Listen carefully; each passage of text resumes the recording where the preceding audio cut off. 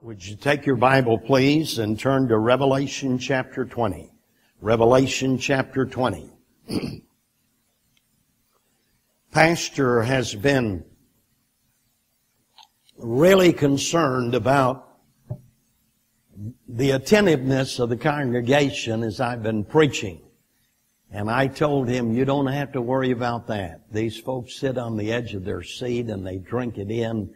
And I'll tell you what, if a fella can't preach in this pulpit, he doesn't have any preach in him. And so you folks are a treat to preach to. All right, Revelation chapter 20, please, beginning with verse 11.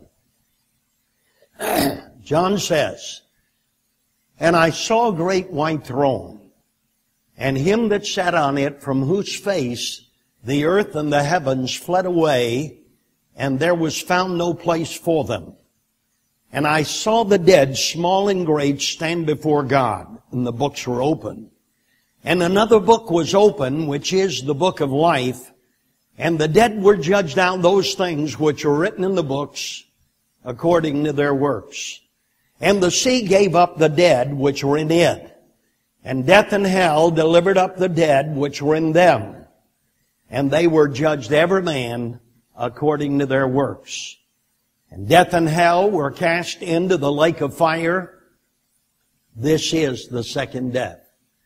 And whosoever was not found written in the book of life is cast into the lake of fire." Thank you very much. You may be seated.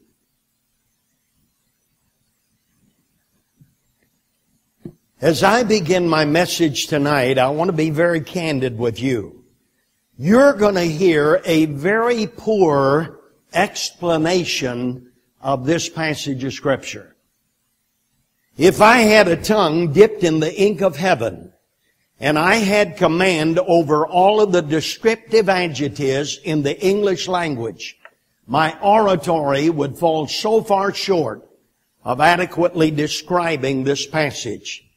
But what I would like to do tonight, by way of introduction, I'd like to take 5 minutes and give you a Bible panorama of prophecy leading up to this time. Now, we believe that the next thing on God's prophetic calendar is the rapture. We believe that soon Jesus is coming in the air. Those of us who are saved will be raised to meet Him in the air. 1 Thessalonians 4:16 and 17. "For the Lord Himself shall descend from heaven with a shout, with the voice of the archangel and the trump of God. And the dead in Christ shall rise first. Then we which are alive and remain shall be caught up together with them in the clouds to meet the Lord in the air, and so shall we ever be with the Lord." Now, when I was here 2 years ago, I preached on the judgment seat of Christ. So when we are raptured, immediately we will find ourselves standing at the judgment seat of Christ. 2 Corinthians 5:10. "For we must all appear before the judgment seat of Christ, that everyone may receive the things done in his body according to that he have done, whether it be good or bad." And Pastor, I am convinced that if we could get our fundamental Baptist people in the pews and in the pulpits to get a proper biblical perspective of the judgment seat of Christ, it would revolutionize our fundamental movement. This is the only generation that I have read about that has taken a light view of the judgment seat of Christ. William Graham Scroggie said this: "I would rather go through the great tribulation than to stand at the judgment seat of Christ as a carnal Christian." I would too. While we're standing at the judgment seat of Christ, do you know what's taking place on earth? The tribulation period. We read about that in 1 Thessalonians 5, verses 3 through 5. Paul says this, that the day of the Lord so cometh as a thief in the night. "For when they shall say peace and safety, then sudden destruction cometh upon them as travail upon a woman with child, and they shall not escape." But I'm glad he included verse 4. He said, "But ye, brethren, are not in darkness, that that day should overtake you as a thief. Hey, the tribulation's not going to overtake those of us who are saved as a thief in the night. We're not children of the night, we're children of the day. It's going to overtake the world as a thief in the night. Now, it's interesting the analogy that Paul makes of the tribulation. He likens it to a woman travailing in pain with a child. Now think of that. How many of you ladies are mothers? Would you raise your hand? Ladies, do you remember the night those labor pains started? You say, how in the world could I ever forget them? Well, they started out slowly, didn't they? And they kept intensifying, and they kept intensifying. Although they started out slowly, wasn't there more pain after they started than before they started? Sure. Now, what am I saying? You think we're living in terrible times now. Hey, the labor pains haven't even begun yet. And can you imagine a woman being in labor pains for 7 years? And those labor pains never letting up, but they keep intensifying and they keep intensifying. That's the way God describes the 7-year tribulation. After the tribulation, Jesus is coming back to earth. Those of us who are saved are coming back to earth with Him. 2 Thessalonians 1, 7 and 8. And your trouble rest with us, when the Lord Jesus shall be revealed from heaven with His mighty angels, in flaming fire, taking vengeance upon all them that know not God, and that obey not the gospel of our Lord Jesus Christ. And there you have the conclusion of the war of Armageddon. Revelation 19, 19 and 20, the Antichrist and the false prophet are cast into the lake of fire. Jesus sets up His throne on earth, where He is called King of Kings and Lord of Lords. Revelation 19, 16. The kingdom of Christ on earth will last for 1,000 years. Revelation 20 and verse 6. During that 1,000-year reign of Christ, the devil is chained in the bottomless pit, Revelation 20 and verse 2. And during that 1,000-year reign of Christ, Isaiah 11 and verse 9, the knowledge of the Lord will cover the earth as the waters cover the sea. In that day, there'll be no need for Faith Baptist Tabernacle. There'll be no need for pastors or missionaries or loudmouth evangelists. Everybody's going to hear about the King that reigns on Zion Hill. And during that 1,000-year reign of Christ, for the first time since the Garden of Eden, man will know peace on earth, goodwill toward men. Micah 4 in verse 3, men will beat their swords into plowshares and their spears into pruning hooks. Nation shall not lift up sword against nation, neither shall they learn of war anymore. No need for the air base here. No need for Air Force Academy or Annapolis Naval Academy or West Point. Why? Because there'll be no war. And during that time, longevity of life will be the norm. Sometime you ought to read Genesis chapter 5. You have 9 generations listed. Every generation lived hundreds of years. The oldest being Methuselah, 969 years. The youngest, a mere child, Enoch. He only lived 365 years when he went to heaven without dying. You see, Isaiah 65 and verse 20 says, if a person dies at the age of 100, he will be considered a baby or an infant. Isaiah 65 and verse 22, the days of a man are compared to the days of a tree. And the only reason a person will die in those days is if he is overtly rebellious to the King that reigns on Zion's hill. Open rebellion will meet with sudden, immediate judgment. Well, after the 1,000-year reign of Christ is over, Revelation 20 and verse 7, the devil is loose for a season. Now, we don't know how long that is. The Bible doesn't say. But in his last effort, he's going out to try to deceive the nations. And the Bible says in Revelation 20 and verse 8, his followers will be as the sand of the seashore. Somebody says, now, wait a minute. How in the world is that possible? Hasn't Jesus just ruled with a rod of iron? Yes. Has an open rebellion met with sudden immediate judgment? Yes. But I liken it, Pastor, many times kids growing up in our Christian homes. And many times while they're in the home, they conform outwardly, but they do not conform inwardly. And many times when they get out on their own, that pent-up rebellion is let loose like a flood tide. Don't you know, ladies and gentlemen, that's the way it will be after the millennium. There will be those who have been inwardly rebellious, knowing that if that rebellion were let outwardly, it would meet with sudden judgment. But Psalm 66 and verse 7 says that pent-up rebellion will be let loose like a flood tide. And then Revelation 20 and verse 9, God will send fire down from heaven to devour all those that have followed Satan. Then in Revelation 20 and verse 10, the devil is cast into his ultimate abode, the lake of fire. And that sets the stage for this passage that is called the Great White Throne Judgment. Now, I want you to notice with me 4 things from our text tonight about the Great White Throne Judgment. Number 1, I want you to notice the scene. Verse 11. John says, and I saw a great white throne, and him that sat on it, from whose faith getteth. The earth and the heavens fled away, and there was found no place for them. All right, look this way. One day, God Almighty is going to roll back heaven as a scroll. Earth is going to be burned up. Heaven is gone. Earth is gone. Unsaved man is standing in outer space, staring into the eyes of naked holiness, whose eyes are as a flame of fire. Matthew 24:35.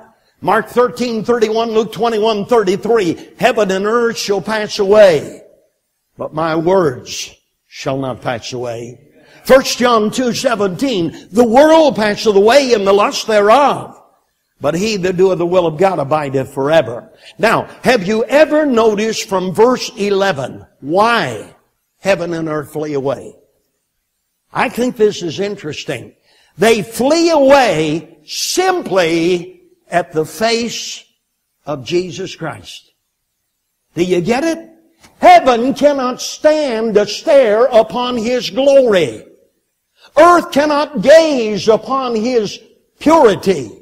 So simply at the face of Jesus Christ, they're compelled to flee away. Think of it. Do you know anything about the Shekinah glory of God in the Old Testament? Whenever God appeared to man, it is called the Shekinah glory of God. You remember Exodus 33 and verse 23. Moses went up to the mount the second time. Now it says that Moses could not see the face of God. No man could see the face of God and live. All Moses saw were the hinder parts of God. But when he came down from the mount, his face was so radiant that the children of Israel had to put a veil over his face. They could not stand to look upon his face, and all he saw were the hinder parts of God. Now get this, Exodus 24 and verse 17. Here the glory of God is on the mount. The children of Israel are standing miles away from the mount. There was a periphery around the mount which no one could go beyond. If they did, they would be shot through with a dart. All right, here the children of Israel are standing miles away and they're looking up on the mount. You know what Exodus 24:17 says?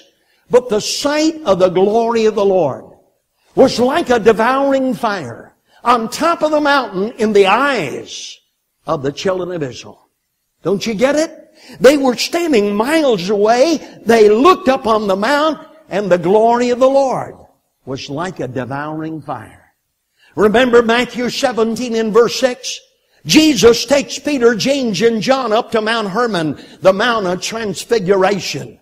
The word transfigure means to unveil. And the Shekinah glory of God was unveiled on the Mount of Transfiguration. The Bible says the clothing of Jesus Christ was whiter than any fuller's soap could make it. His face shone like the midday sun. You know what Peter, James, and John were compelled to do? They were compelled to fall down on their faces. They could not gaze upon the Shekinah glory of God. Remember Acts chapter 9 and verse 4? Saul of Tarsus is on his way to Damascus at midday. And all of a sudden he gets a vision of the Shekinah glory of God. You know the result of that? For 3 days and 3 nights, Saul of Tarsus was blind. He could not see a thing. Later on, as he became the Apostle Paul, he alludes in his epistles to his thorn in the flesh. Most Bible scholars believe that he had eye problems. I believe that if he had eye problems, it began that day when he got a glimpse of the Shekinah glory of God. Many years ago, I was in a meeting near Dayton, Ohio. The pastor came to me and he said, Brother Comfort, would you go to the TV studio and tape some programs for the future? He had a weekly telecast. I said, Preacher, I'd be glad to. I stood under those bright lights and I looked up at them and then I looked away and I saw black spots all in front of my eyes. Now folks, some of you know that in 1965, I was diagnosed with an eye disease that could eventually cause blindness. And God has preserved my vision through 2 corneal transplants and 3 cataract procedures. Although my eyes and my vision has been preserved, my eyes are so sensitive to light. After I got through the men's meeting today, I walked out. I was talking to one of the preachers and I started sneezing. I am the world's champion sneezer. People say, do you have allergies? No, my eyes are just so sensitive to light. When I sneeze at least 5 times. And I'll tell you, I have had more God bless yous than probably anybody on earth. My wife and I, after a meeting several months ago, we were coming back to the motel and I was going down the hall and I started sneezing. And I thought all the doors would open and everybody'd say, God bless you, God bless you. But anyway, my eyes are so sensitive to light.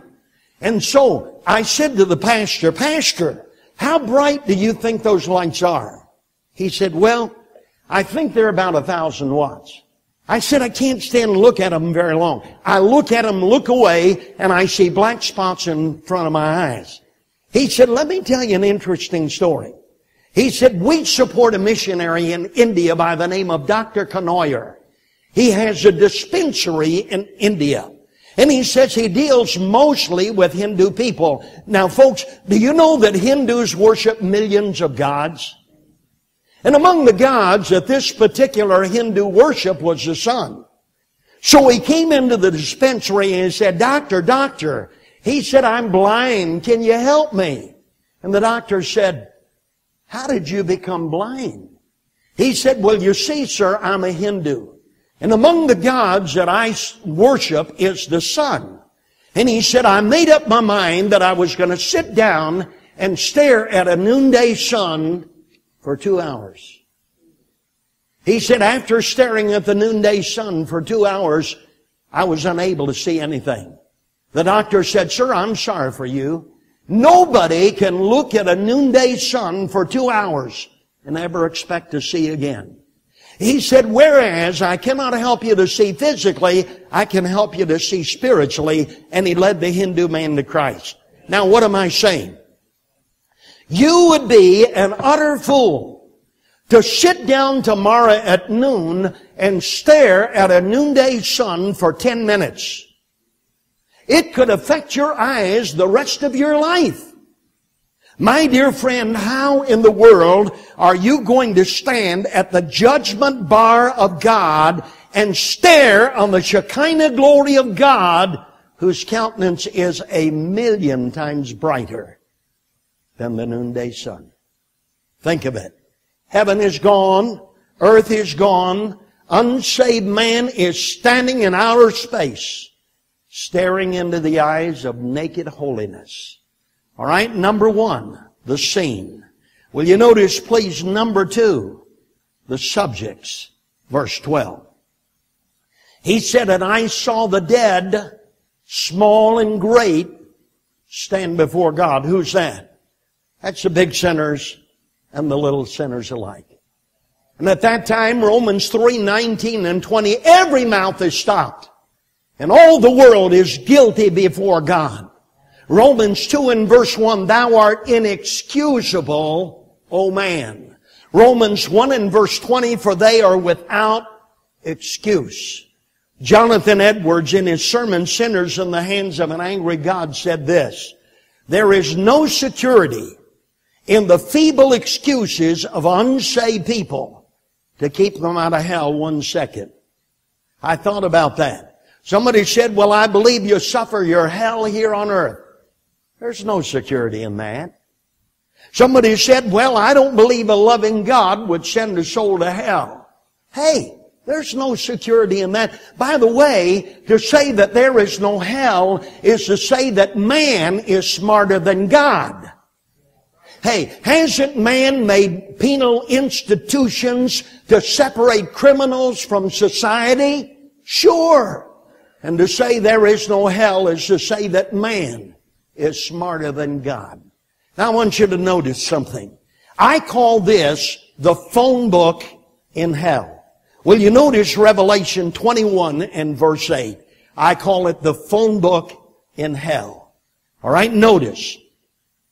It says, but the fearful and the unbelieving and the abominable and the murderers and the whoremongers and the sorcerers and idolaters and all liars shall have their part in the lake which burneth with fire and brimstone.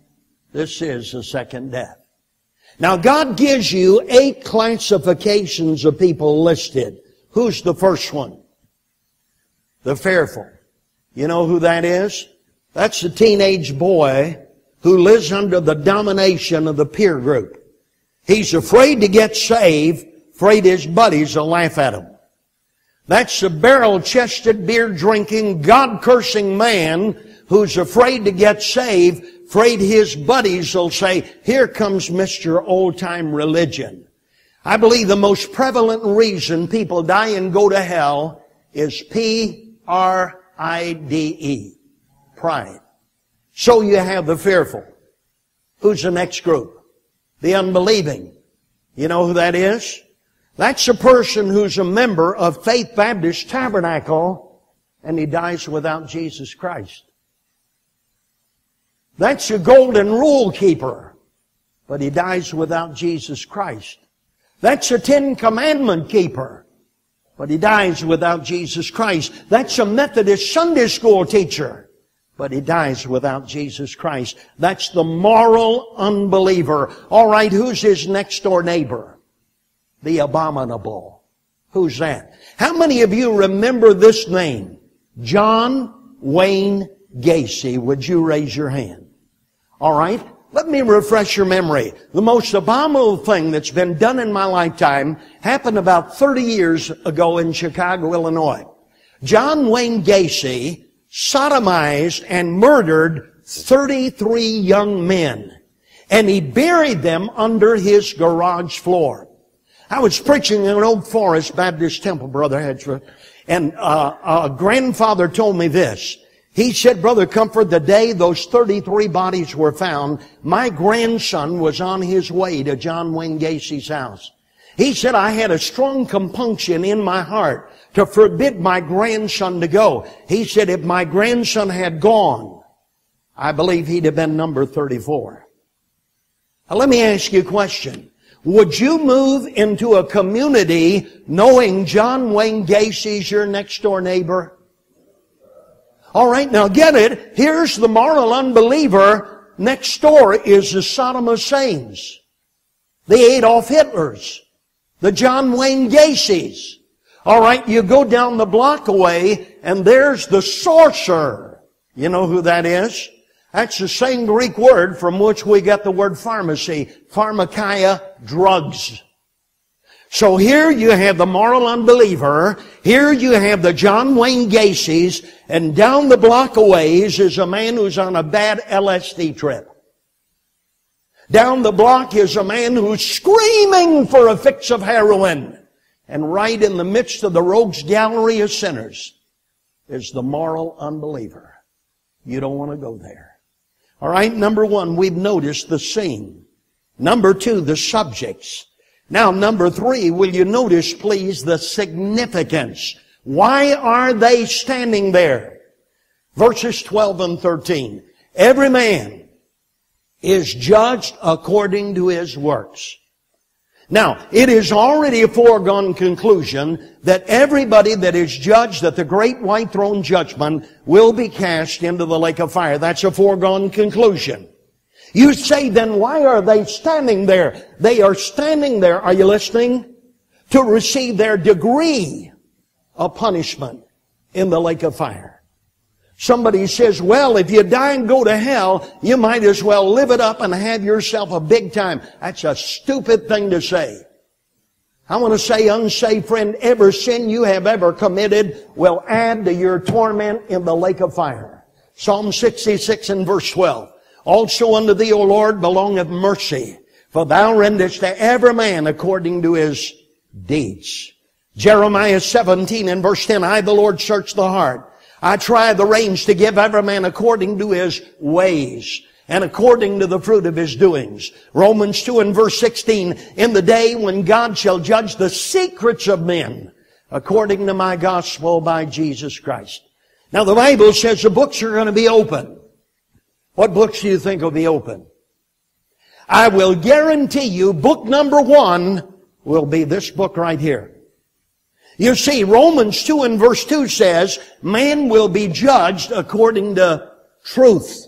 This is the truth, the whole truth, and nothing but the truth.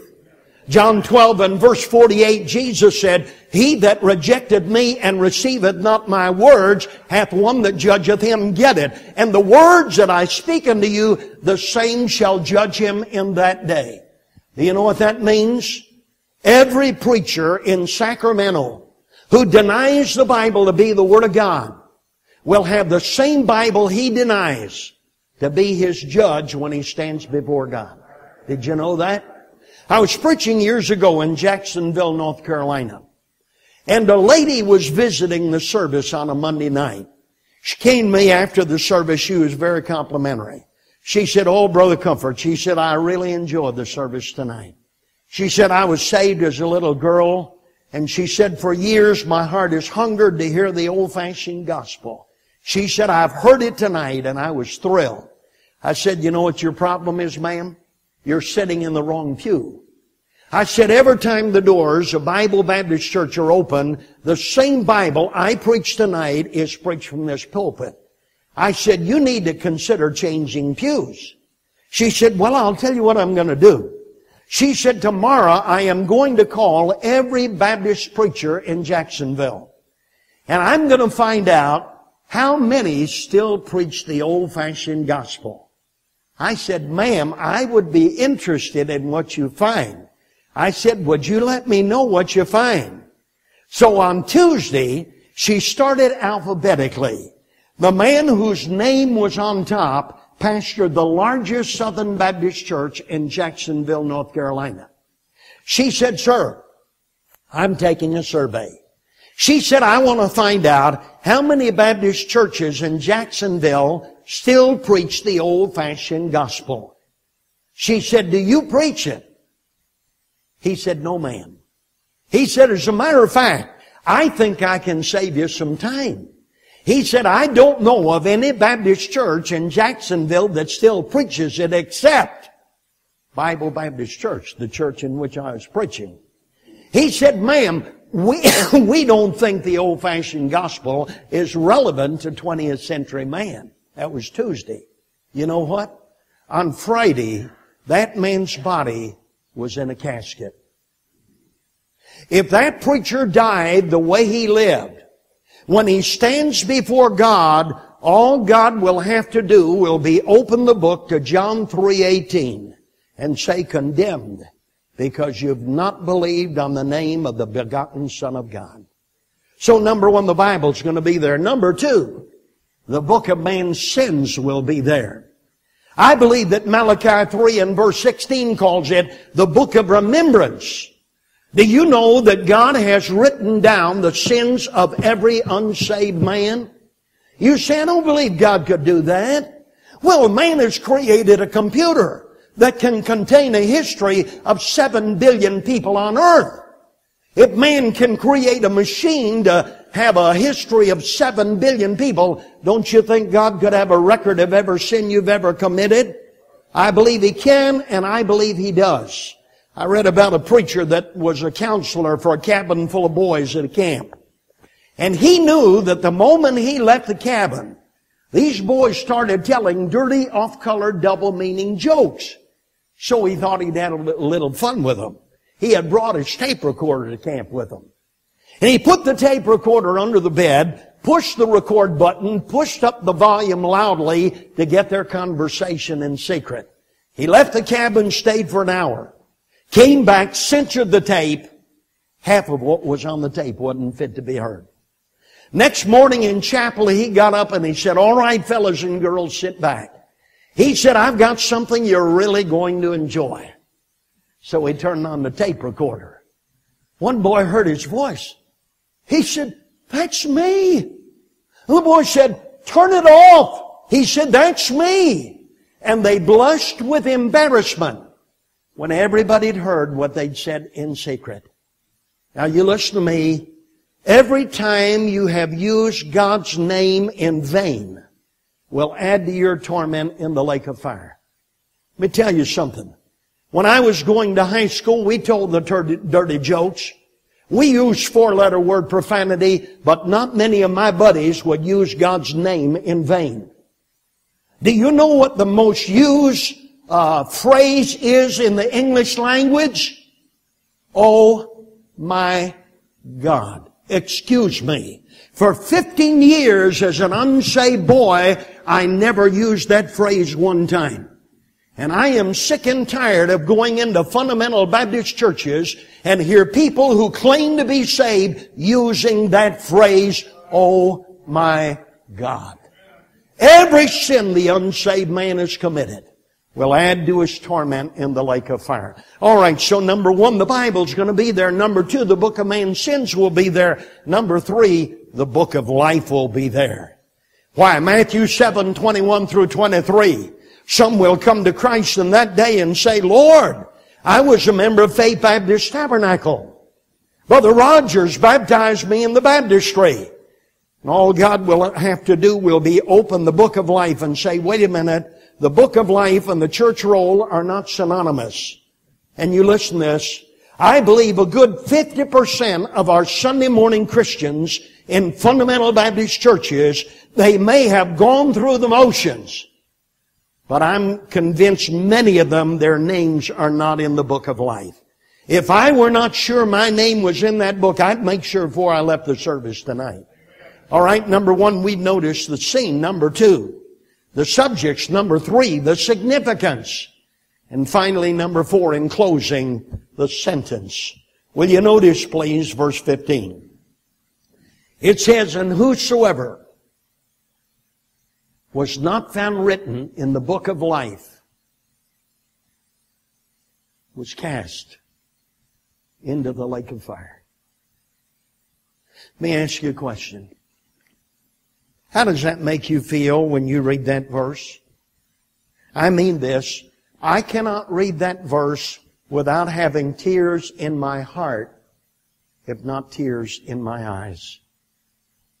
I wish that I could get up here tonight and preach like our Seventh-day Adventist friends preach. That one day hell is going to burn up and one day hell is going to cease to be. Oh! How I wish I could preach that. But Jesus didn't say that. Matthew 25:41, and then shall He say unto them on the left hand, depart from me, ye cursed, into everlasting fire, prepared for the devil's angels. Matthew 25:46, and these shall go away into life everlasting, but the wicked into eternal punishment. Now, I tell our students at Ambassador there are 3 things that we don't joke about. Number 1, we don't joke about God. Brother David, I get a little nervous when somebody starts telling me a joke about the pearly gates. You know why? Because sooner or later they're going to make God part of that joke. God's not a joke. He's a holy God. Number two, we don't joke about this book. This is a holy Bible.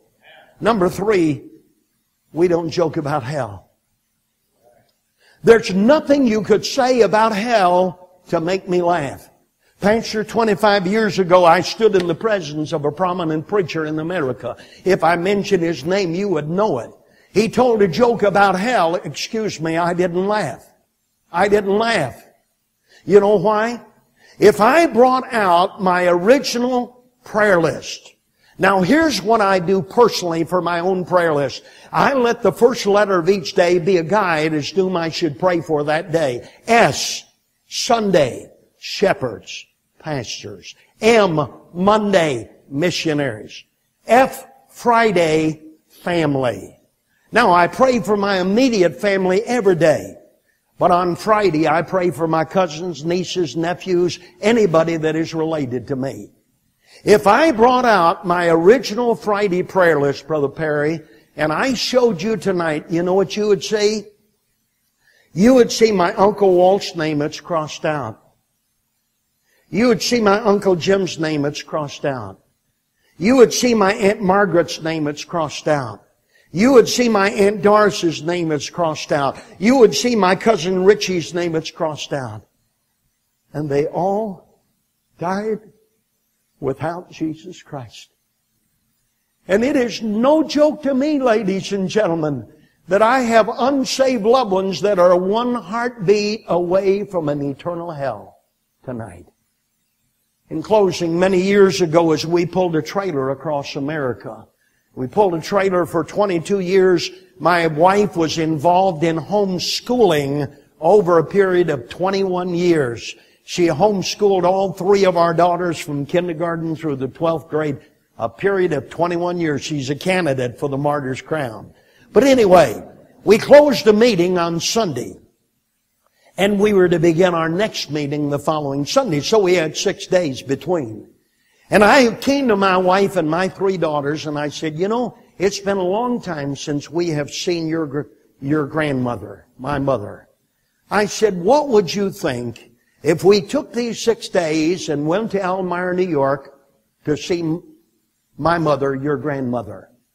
And they agreed to it.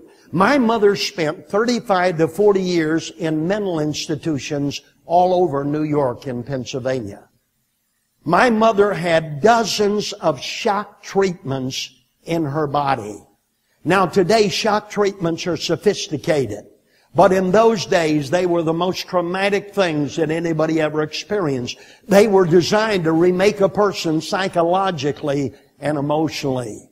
My brother and I went to see my mother when we were college students. We went to Creedmoor Hospital in Long Island. And as I walked down the halls of this mental institution, I heard the weirdest screams and cries that I've ever heard in my life.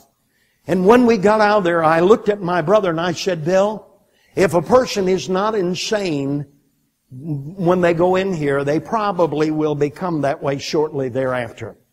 So we drove our truck and trailer up to Elmira, New York, parked the trailer at a campground, and we drove the truck up to Elmira Heights where Mother was living in a third-story apartment. And so we parked the car, and I told the girls and my wife, stay in the car. I'll go up the steps to see if Mother's home. It was the middle of July. Folks, it was almost 100 degrees ground level. And so I walked up these rickety stairs, and there was a large German shepherd dog chained to the railing. You know how coarse their bark is. It seemed like every time the dog barked, the entire staircase shook. And so I walked up the steps and I knocked on the door. And my mother came to the door. As she opened the door, as I stood in the doorway, I could see all three rooms of her apartment. And I could not believe what I was seeing. Although I only lived with my mother the first 7 years of my life, I remember this. Mother was so immaculate. Whenever my dad would bring his buddies in, my mother would walk behind picking up dirt or lint. She couldn't stand dirt. And as I stood in that doorway, I couldn't believe what I was seeing. I saw trash and garbage and junk and books and magazines piled up everywhere. It was a veritable garbage dump. And so I hugged my mother and kissed her, told her I loved her, shook hands with her husband, Ken, and I said, I'd like to make a bargain with you. I said, I'd like to take you to a restaurant, and you can buy anything on the menu and I'll pay for it. And after we get through the restaurant, let's go by a grocery store. And I said, Mother, fill the cart up with as many groceries as you want, and I'll pay for it. And then I said, I'd like to come back here and talk to you for 10 or 15 minutes and bare my heart with you. They both agreed to do it. So we went to the restaurant, we went to the grocery store, and then we came back to the apartment. And I said, all right, would you please sit down? I want to talk to you about 10 or 15 minutes. Ken jumped up and started to run out the door. I said, wait a minute, Ken, wait a minute. I said, you made me a promise. I said, I kept my word to you. I expect you to be a man of your word. He said, okay. And he sat down. Pastor, I sat right in front of my mother looking into her eyes. And I can remember very few times in my life when my heart was as tender as it was that day. Tears were coming down my face. And as I looked into her eyes, I thought in my mind, 35, 40 years in mental institutions, dozens of shock treatments in her body, and now to have to live in a rat hole like this. And I said, Mother, most people would say that what you have experienced has been a life of hell on earth. I said, Mother, don't believe it. What you have experienced has been a Garden of Eden compared to an eternal hell. And I said, Mother, the thing that staggers my understanding is this. 35 to 40 years in mental institutions, dozens of shock treatments in your body, then to have to live in this, and then one day if you're not saved, because God is holy and He is just, He will be compelled to cast you into the pit and close the pit and forget about you forever and ever. And you know what the Bible teaches? After the last sinner is banished, and by the way, as everyone is cast into the lake of fire, saint and sinner alike will chorus, Amen. God is holy. Amen. God is holy. And after the last sinner is banished, God Almighty will throw back His head and let out with a laughter that will re-echo through the corridors of eternity. You say, where do you get that? Proverbs 1:24 through 26. Because I've called and you refused. I've stretched out my hand and no man regarded. And ye have said it not my counsel and would none of my rebuke. I will laugh at your calamity. I will mock when your fear cometh. And ladies and gentlemen, you can take the 1,000,000,000-degree flames out of hell. It's going to be hell. You can take the Adolf Hitlers and the John Wayne Gacy's out of hell. It's still going to be hell. You know the worst thing about hell? Separated from God and His love forever. Hearing the laughter of the holy God re-echo through the corridors of eternity. You say, why is God going to laugh? Because people are being tormented in hell. Don't you believe it? Don't you believe it? He's not willing that any should perish, but that all should come to repentance. He has no pleasure in the death of the wicked. I submit to you 3 reasons why He will laugh. Number 1, sin has been subdued. Number 2, righteousness has prevailed. Number 3, wickedness is banished forever. I dreamed that the great judgment morning had dawned and the trumpets had blown. I dreamed that the nations were gathered to judgment before the white throne. From the throne came a bright shining angel, and stood on the land and the sea. And he cried with his hands raised to heaven, that time was no longer to be. And then, oh, what a weeping and wailing as the lost were told of their fate. They cried for the rocks and the mountains. They prayed. But their prayer was too